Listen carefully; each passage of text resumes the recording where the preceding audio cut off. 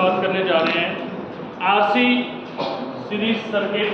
जब हम AC supply देते हैं, ओके, इसमें करना क्या है, जब आर और सी को हम सीरीज में लगाते हैं, हमें पता होना चाहिए कि आर का क्या रिस्पॉन्स था, प्योर आर का क्या रिस्पॉन्स था जब हमने सप्लाई दी थी। हमें पता होना चाहिए कि प्योर सी का क्या रिस्पॉन्स था जब हमने सप्लाई दी थी। ये दो टॉपिक आपको क्लियर होना चाहिए। इस टॉपिक को समझने से पहले प्योर आर प्योर सी आपको क्लियर होना चाहिए। ओके, करना वही तीन काम है, फेजर डायग्राम बनाना है, फेज डिफरेंस निकालना है और पावर कैलकुलेट करनी है। तीन काम करने हैं इसमें भी। तो सबसे पहले इसमें भी क्या बनेगा, फेजर डायग्राम बनेगा। फेजर डायग्राम कैसे बनेगा,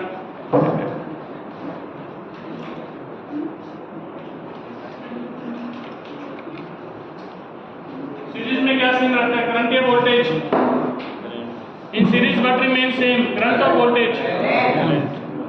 hello, what remain same, current और voltage. Very good, excellent. Current same रहता है, उसको रेफरेंस मान लेंगे। And you know the phasor is always represented by the maximum value of an alternating quantity. Phasor is always represented by the maximum value of an alternating quantity. ये alternating quantity है V, voltage, इसकी maximum value क्या है Vm sin omega t। तो इसका phasor क्या होगा Vm। क्या होगा इसका फेजर Vm। ऐसे करंट का क्या होगा Im। क्या होगा करंट का Im। जब हमने, देखिए मैं मानता हूँ कुछ बच्चे लास्ट एक दो दिन से कुछ एब्सेंट थे, बट अगर आप भी वो सीरियसली समझेंगे तो सारा समझ आ जाएगा। जिसका फर्स्ट डे है उसको भी सारा समझ आ जाएगा, ये मेरा प्रॉमिस है आपसे। और शर्त है कि आपको ध्यान से सुनना है, ध्यान से सुनना है, ठीक। जब प्योर रेजिस्टेंस की बात करते हैं, AC circuit containing pure resistance, उसमें से अगर करंट आई फ्लो करे और वोल्टेज कितनी है वी आर, तो current and voltage both are in current and voltage both are in same phase, both are in ना, सेम फेज में होते हैं। क्या होते हैं, सेम फेज। तो अगर करंट ये है तो वोल्टेज क्या है इसके क्रॉस, रेजिस्टेंस के क्रॉस वी आर। कितना वोल्टेज है वी आर, सेम फेज में। तो वी आर किधर बनेगा, इधर, यस और नो, इधर ही बनेगा ना, तो ये वी आर बन गया। ओके, फिर प्योर कैपेसिटेंस, करंट तो सेम है, यही करंट फ्लो करेगा कैपेसिटेंस में से। वोल्टेज कितनी है Vc, कितनी वोल्टेज है Vc। अब आपको पता है प्योर कैपेसिटेंस में कौन लीड करता है, वोल्टेज या करंट। प्योर कैपेसिटेंस में कौन लीड करता है, वोल्टेज। प्योर कैपेसिटेंस में कौन लीड करता है, दोबारा देखिए एक बार अपने नोट्स में, कौन लीड करता है, करंट। ये जवाब दे रहे हैं करंट, तो आपने सुनना है बस और नोट करना है कि भैया अगर प्योर कैपेसिटेंस है तो कौन लीड करेगा, करंट, चाहे उसका पहला दिन है चाहे उसका 21वां दिन है इस लेक्चर में। समझ रहे हैं आपको, okay. So in case of pure capacitance, current leads the voltage by an angle pi/2 और 90 डिग्री का you can say, is it okay। 90 degree आगे होता है करंट, कौन आगे होता है, करंट किससे, वोल्टेज से। अब करंट तो आपका ये बनेगा, तो वोल्टेज किधर बनेगा, इधर या इधर, ऊपर। कौन आगे है, करंट, करंट ये रहा, वोल्टेज किधर बनेगी, नीचे, नीचे या ऊपर, नीचे, नीचे या ऊपर, नीचे। Very good, excellent. ये बन गई आपकी बी सी।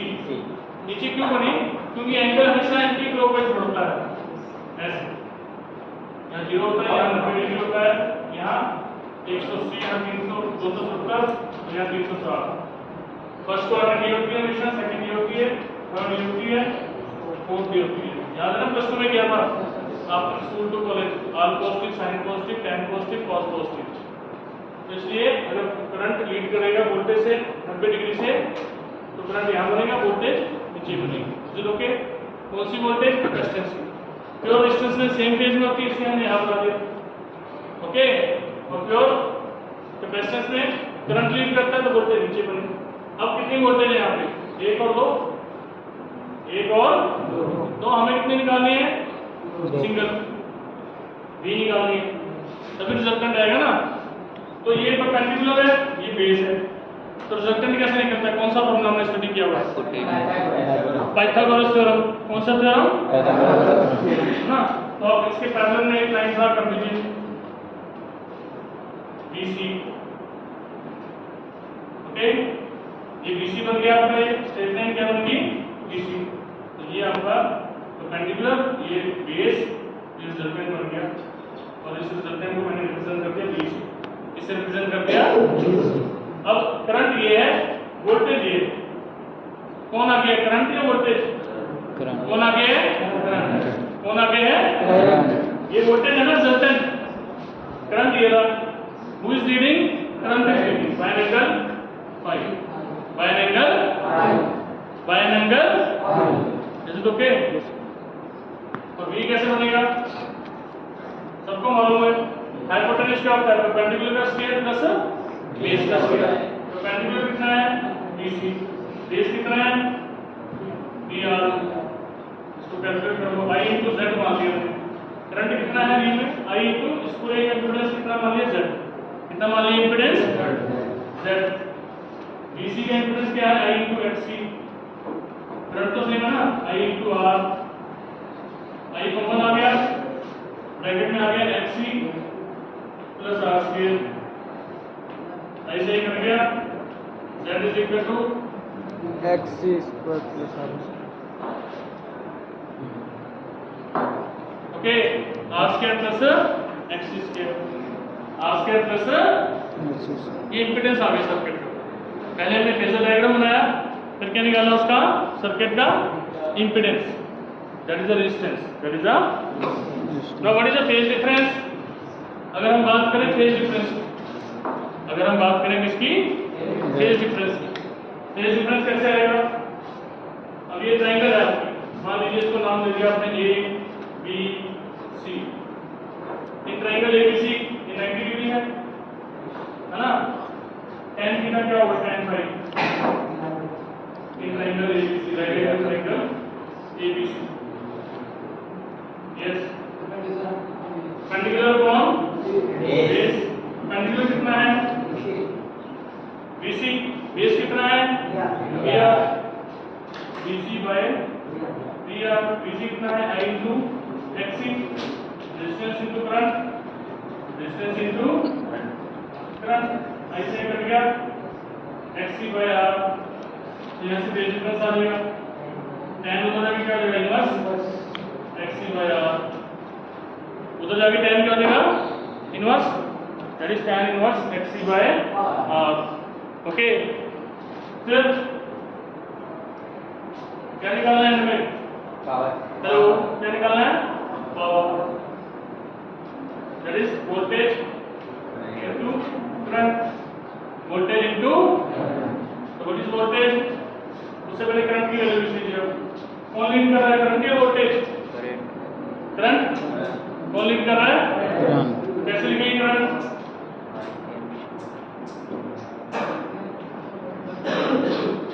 लीड कर रहा है तो कौन सा साइन आएगा? प्लस। अगर लीड कर रहा है तो कौन सा साइन आएगा? प्लस। कौन सा साइन आएगा? प्लस। यहाँ पुट कर दीजिए V equal to Vm sin omega t, Im sin omega t।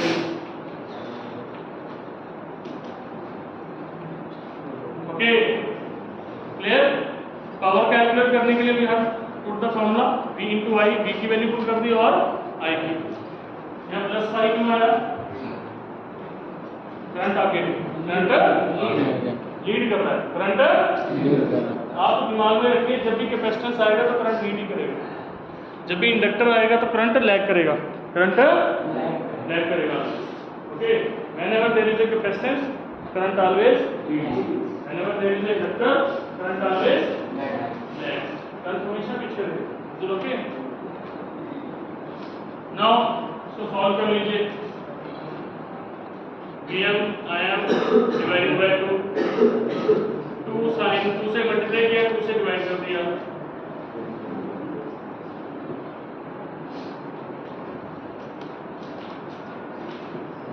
अब इसको मैंने ऐसे लिख दिया, देखिए 2 को लिख दिया √2 into √2 क्या होता है? 2 √2 into √2 क्या होता है? 2। तो लिखा है 2 sin A sin B। 2 sin A sin B का फॉर्मूला होता है, देखिए इसको A मान लो, बड़े वाले एंगल को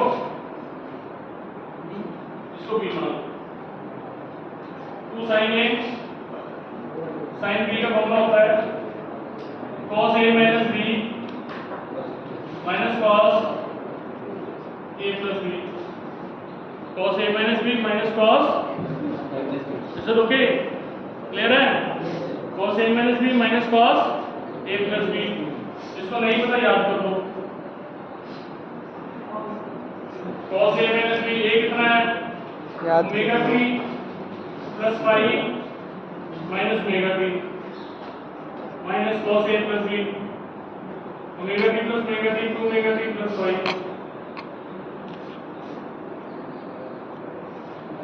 What is this? Vm by root 2 VRMS Im by root 2 IRMS. omega T cut गया. omega T कट गया cancel. Sin cos phi minus cos 2 omega T plus phi. कोई भी एक वेरिएबल है, यहाँ पे आपको पता साइन या कोस है या टैन है, वो with respect to time change होता है. क्या होता है? Change with respect to. और जो फाई है वो कांस्टेंट है. फाई क्या है? फेज डिफरेंस है. फेज डिफरेंस क्या रहेगा? फिक्स रहेगा. क्या रहेगा? फिक्स रहेगा ना. तो चाहे वो साइन वेव है, इधर देखिए, चाहे वो साइन वेव है, उसका एवरेज क्या होगा? Positive negative plus minus answer क्या आएगा? जीरो. एवरेज समझते हैं ना? सबका सम कर दो, उसको उतने कंपोनेंट से डिवाइड कर दो. जो पॉजिटिव हिस्सा है और नेगेटिव हिस्सा का जोड़ेंगे तो आंसर क्या आएगा? प्लस और माइनस जीरो. ऐसे ही अगर कोसाइन ले रहा है, इसमें ये पॉजिटिव हिस्सा है, ये नेगेटिव हिस्सा है, ये नेगेटिव है, ये पॉजिटिव है, इनका सम क्या आएगा? जीरो. अब यहाँ पे वेरिएबल क्या है? ये है सर, है ना? इसमें टाइम क्या है? इसमें ओमेगा टी है. With respect to time plot करेंगे, cos को या sin को कुछ भी होगा तो उसका एवरेज हमेशा क्या आएगा? जीरो. क्या आएगा एवरेज हमेशा? जीरो. हेलो, क्या आएगा एवरेज हमेशा?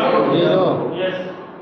तो that is VRMS IRMS.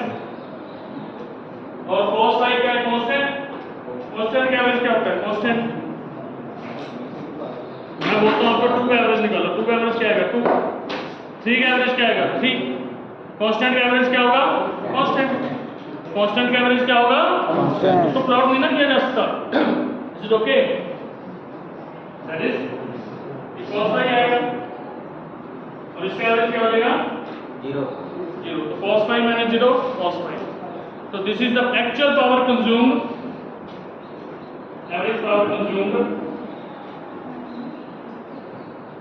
by AC circuit containing RC series.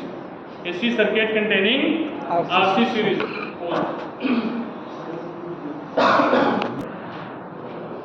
तो इसमें क्या है? सबसे इंपॉर्टेंट, जैसे कि पावर कैलकुलेट की हमने, पावर आई है VRMS IRMS into cos phi. मतलब वोल्टेज और करंट के बीच में एंगल कितना है? फाई. ये जो cos phi है ये हमें बता रहा है पावर फैक्टर. क्या बता रहा है आपको? पावर फैक्टर क्या है? सिलेबस में लिखा हुआ है. That is cos phi. cos क्या होता है हमेशा? Base upon hypotenuse. What is base? VR hypotenuse. V VR क्या होता है? I into R. What is V? I into Z. That is R by Z. That is resistance divided by total impedance of that given circuit. Resistance divided by total impedance of that given circuit is your power factor. Is your power factor. और एक और चीज से हम define कर सकते हैं power factor को. That is, it is the cosine of the angle. It is the cosine of the between voltage and current. Between voltage and. How you can define a power factor? It is a note down. What is power factor? Power factor. It is a cosine of the angle. It is a cosine of the angle. It is a cosine of the angle between voltage and current. Cosine of the angle between voltage and current. It is the cosine of the angle between voltage and current. या कह सकते हैं it is a ratio of the resistance to that of the impedance of the given circuit. Ratio of the resistance to that of the impedance of the given circuit. Okay, अब देखिए maximum power कब आएगी आपकी? हाँ जी, power की वैल्यू maximum कब आएगी? जब पावर फैक्टर क्या होगा 1, तो power will be maximum when power factor is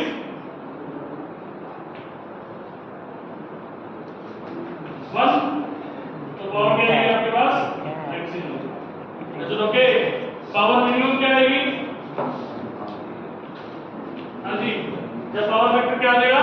0। क्या हो जाएगा? 0। दैट इज एंगल कितना हो जाएगा? फेज डिफरेंस जब 0 होगा तो पावर फैक्टर क्या है? 1 है।